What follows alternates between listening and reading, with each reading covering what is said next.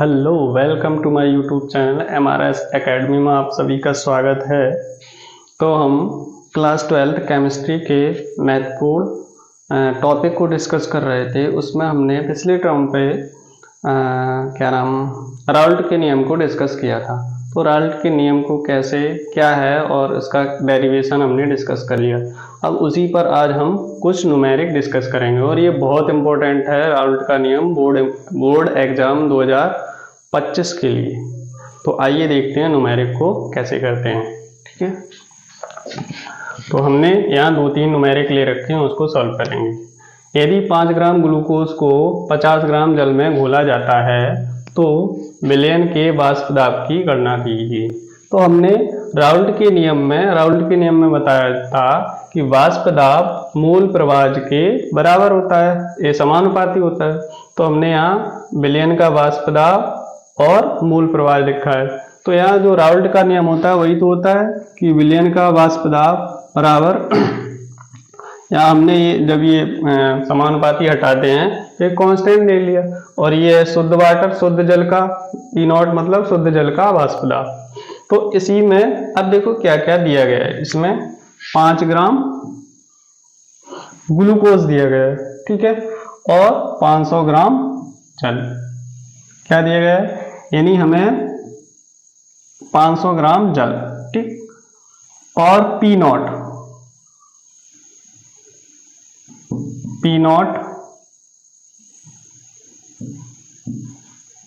शुद्ध जल,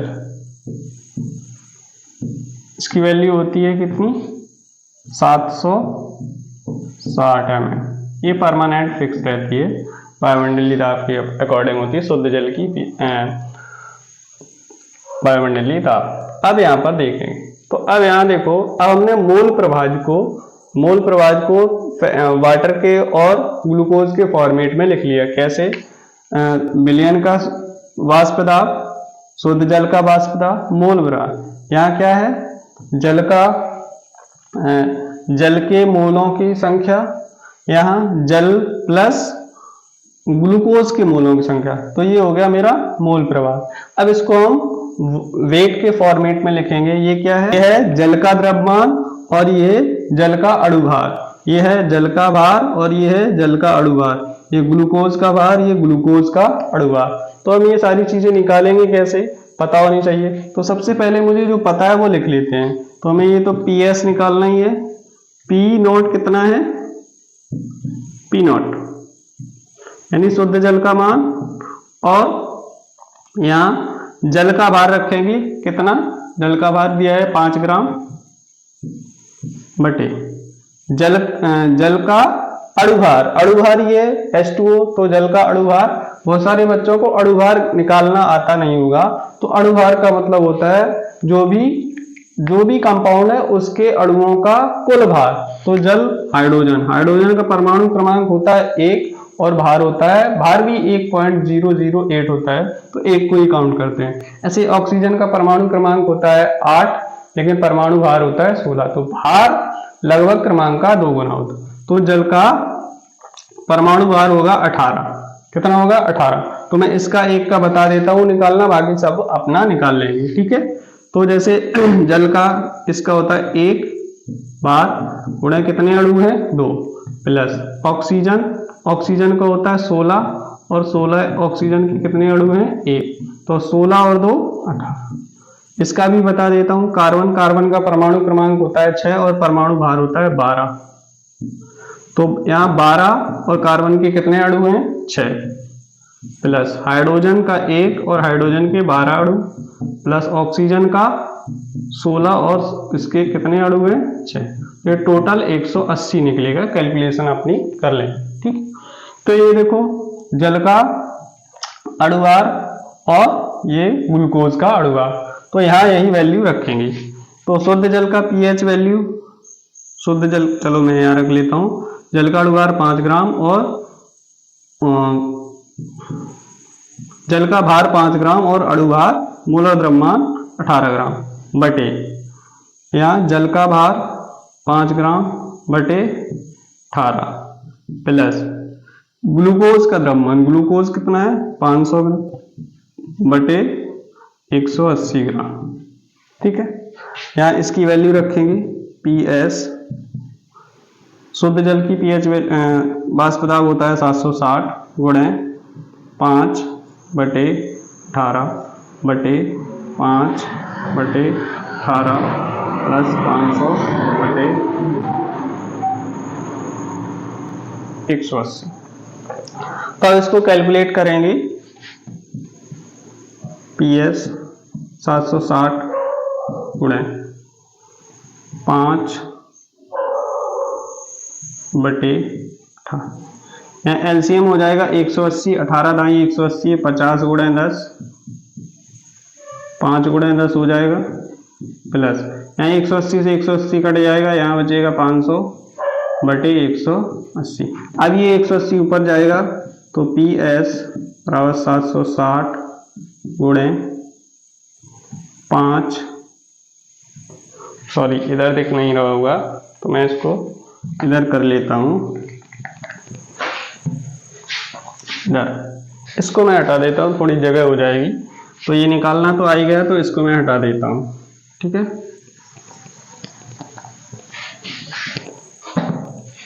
तो यहाँ था PS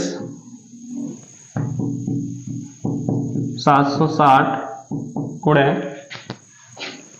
ये कितना था 5/18 ये कितना आया था 5/50 प्लस 500 यानी 550/180। अब ये 180 ऊपर चला जाएगा। बहुत सारे स्टूडेंट ये कैलकुलेशन भी नहीं कर पाते हैं, तो ये भाई आना चाहिए आप सभी को। 5 गुणे 180 ऊपर पहुंच जाएंगे, नीचे 18 गुणे 550। ठीक है, तो 0 से 0 काट दी, 18 से 18 काट दिए, कितना बचा PS 760 गुणे 5 बटे में क्या बचा 55। तो इसको भी काट दो 5 से, चलो यही काट देता हूँ, 5 से 11 बार कटेगा तो PS 760/11। अब 11 का भाग देंगे तो यहाँ PS अप्रॉक्स कितना लगेगा 11 छक्का 66, कितना बचा 11 छक्का 66, 11 सत्ते 77 ज़्यादा होता है 66, 4 6 10 100, 11 निम्मा 99.1 बचा, 11 निम्मा लगभग इतना है mm।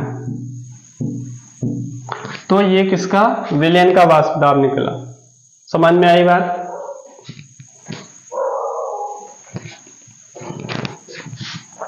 तो हमने ये पहला क्वेश्चन डिस्कशन कर लिया। सभी को मैं एक बार फिर से रिपीट कर देता हूं, अगर नहीं किसी को समझ में आया है तो सबसे पहले क्या है, यदि ग्लूकोज 5 ग्राम ग्लूकोज को 500 ग्राम जल में घोला जाता है, विलयन के घोला जाता है तो विलयन के वाष्प दाब की गणना करो।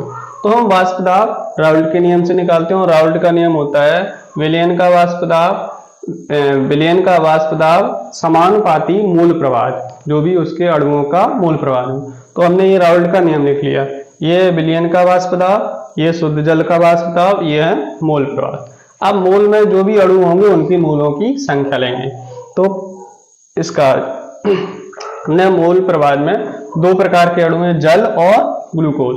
तो हमने मोल प्रवाह को तोड़ के लिख दिया, ये जल के अणु, और मोल प्रवाह क्या होता है जल के अणु बटे विलयन का द्रव्यमान, जल का द्रव्यमान बटे विलयन का द्रव्यमान। तो जल के अणु कितने हैं, ये हो गया। अब यहाँ हमने जल का भार लिखा और जल के अणुओं का अणु भार लिखा। तो जल का भार कितना है 5 ग्राम, और जल का अणु भार हमने निकाला था अभी 18 ग्राम। ठीक है, तो यहाँ भी जल का भार 5 ग्राम, जल का अणु भार 18 ग्राम। यहाँ ग्लूकोज का भार कितना दिया है 500 ग्राम, और ग्लूकोज का अणु भार 180 हमने अभी निकाला था। तो अब आगे ये सारी कैलकुलेशन की, तो ये तो आनी चाहिए सभी को। तो यहाँ तक बात क्लियर हो गई। तो पहला क्वेश्चन हमने डिस्कशन कर लिया। अब देखेंगे दूसरा क्वेश्चन। दूसरे क्वेश्चन में क्या है, सभी लोग इसका स्क्रीनशॉट ले लेंगे, फिर आगे देखते हैं।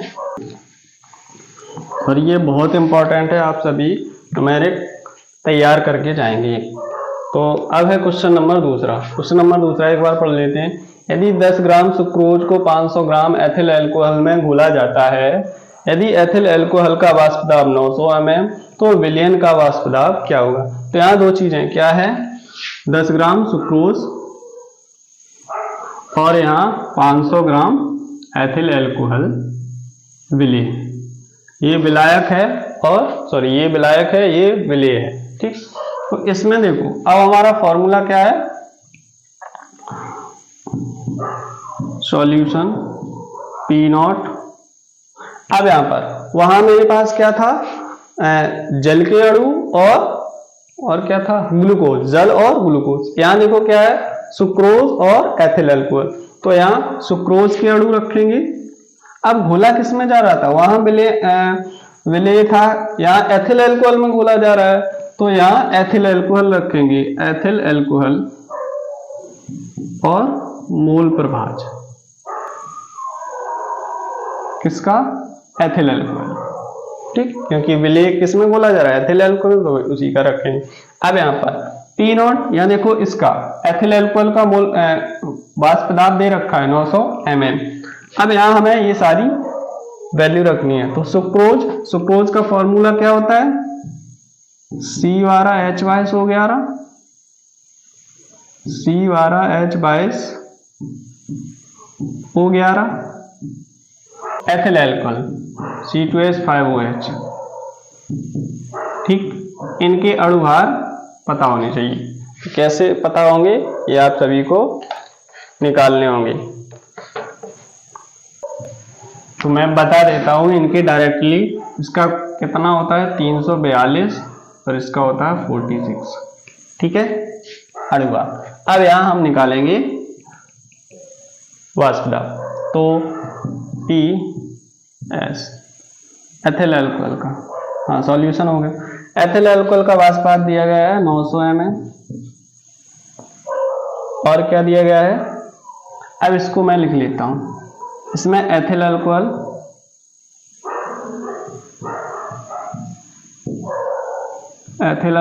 प्लस सुक्रोज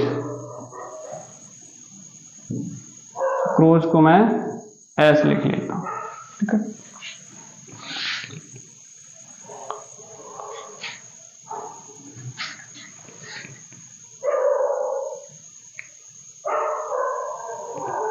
अब यहां सारी वैल्यू रखेंगे। तो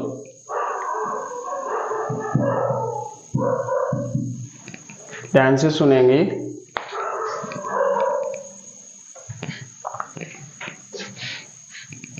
तो हमने इस क्वेश्चन में जो जो दिया है उसको लिख लिया।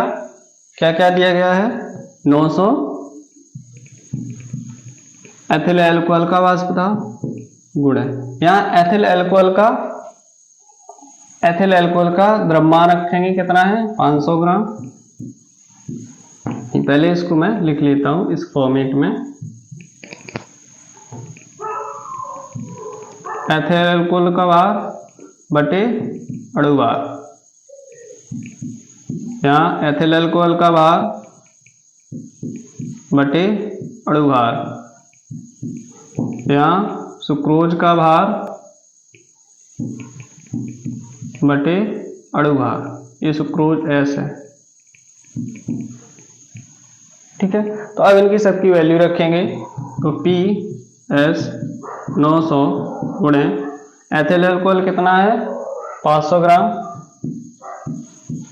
बटे अणुभार कितना है एथिल अल्कोहल का 46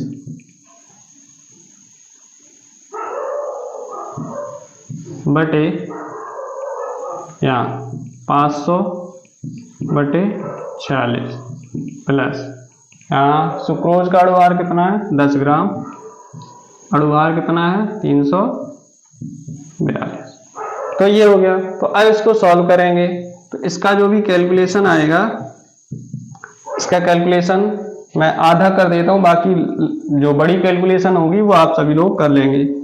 900 गुणे 500 बटे 46, यहाँ देखो इसका इधर गुणा इसका इधर, थोड़ा कैलकुलेशन बड़ा हो जाएगा।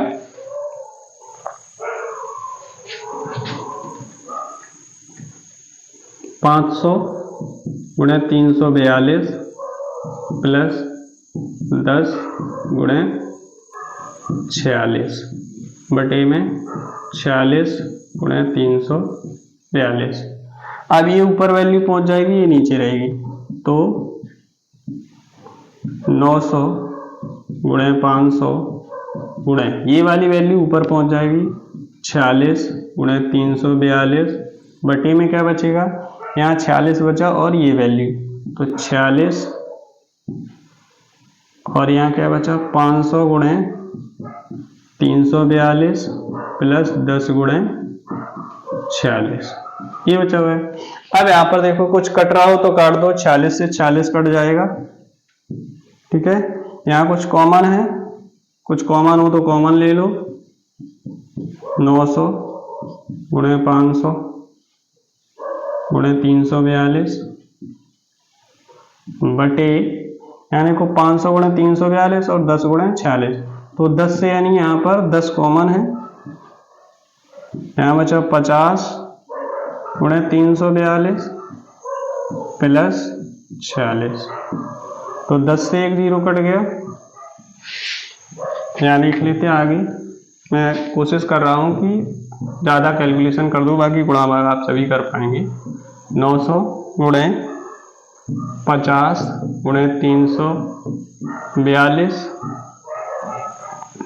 बटे में क्या बचा है 50 गुणे 342 प्लस 40, 50 गुणे 342 में गुणा कर देता हूँ प्लस 40 जोड़ देता हूँ, तो 5 को 20 सॉरी 5 दूनी 10, 5 को 20 3 23, 5 को 20 और 1 21 और 5 तिया 15 और 2 17 और 1 0 प्लस 46 PS 900 गुणे 50 गुणे 342 बटे ये जोड़ दो 6 4 1 7 1। अब ये थोड़ा कैलकुलेशन बड़ा है तो इसको आप गुणा भाग कर लेंगे इसका, ठीक है। तो आगे गुणा भाग करके आंसर लिख लेंगे। तो पहला क्वेश्चन ये हो गया, पहला क्वेश्चन, और दूसरा ये क्वेश्चन आप सभी के लिए होमवर्क में रहेगा। क्या रहेगा? होमवर्क में। तो आप सभी बताएंगे इस क्वेश्चन को होमवर्क में, ठीक है, प्रैक्टिस करके। C6H5 CS3 टॉलुइंग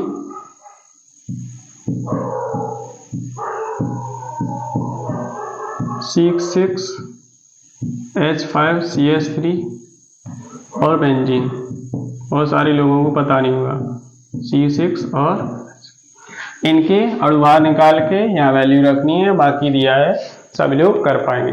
तो ये था बहुत इंपॉर्टेंट नियम, वाष्प दाब के कुछ न्यूमेरिक। मैंने 2 न्यूमेरिक डिस्कस किए हैं, बाकी आप तीसरा ये होमवर्क में आप सभी लोग करेंगे, ठीक है।